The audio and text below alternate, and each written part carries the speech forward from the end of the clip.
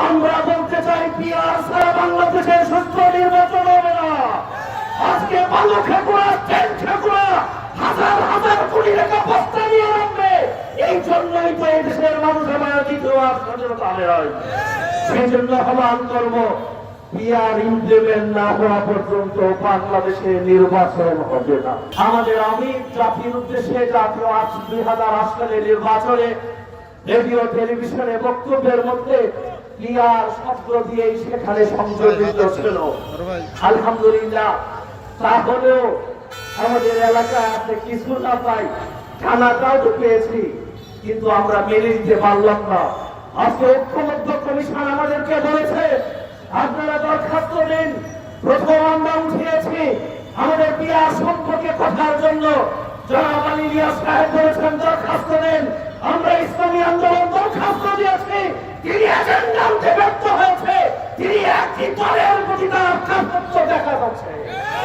সেই জন্য আহ্বান করতে চাই, আমরা বলতে চাই পিয়ার সারা বাংলাদেশের সুস্থ নির্বাচন হবে না। আজকে বালু খেকুড়া তেল খেকুড়া হাজার হাজার কোটি টাকা বস্তা নিয়ে নামবে। এই জন্যই তো এই দেশের মানুষ আমার দ্বিতীয় স্বাধীনতা হয়। সেই জন্য আহ্বান করবো পিয়ার ইমপ্লিমেন্ট না হওয়া পর্যন্ত বাংলাদেশে নির্বাচন হবে না। নির্বাচন কমিশন বারবার বলেন উনি সুস্থ সুন্দর নির্বাচন করবেন। ভাই, আপনার পূর্বজন নুরুল হুদা কিন্তু এখন জেলখানায় আছে। আপনি আগে পরীক্ষা দেন। স্থানীয় সরকার আজকে ইউনিয়ন গুলো চেয়ারম্যান নাই, পৌরসভাগুলোতে চেয়ারম্যান প্রশাসন দিয়ে চালাচ্ছেন। ওই প্রশাসন দিয়ে তো জনপ্রতিনিধির কাজ হয় না। আগে স্থানীয় নির্বাচন দেন, তারপরে বুঝতে পারবো আপনার সাথে খেলা যাবে কি খেলা যাবে না। এই জন্য আগে স্থানীয় নির্বাচন আমরা আহ্বান করছি। ঐক্যবদ্ধ কমিশনে গিয়ে দেখেছি আজকে যারা ক্ষমতায় যেতে চায় তারা শেখ হাসিনার সুরে তারা কথা বলে, তারা ভারতের রায়ের মতো কথা বলে, তারা বাংলাদেশকে একটা নিবেন করতে চাচ্ছে।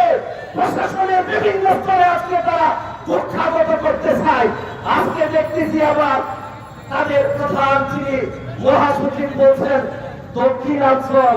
এই দক্ষিণ অঞ্চলের কারণে এখন টুপি পরে বিভিন্ন মাদ্রাসায় ঘুরতেছেন। এই টুপি পরে কাজ হবে না। এদেশের জনগণ আপনাদেরকে চিনে, এদেশের জনগণ আপনাদেরকে চিনে।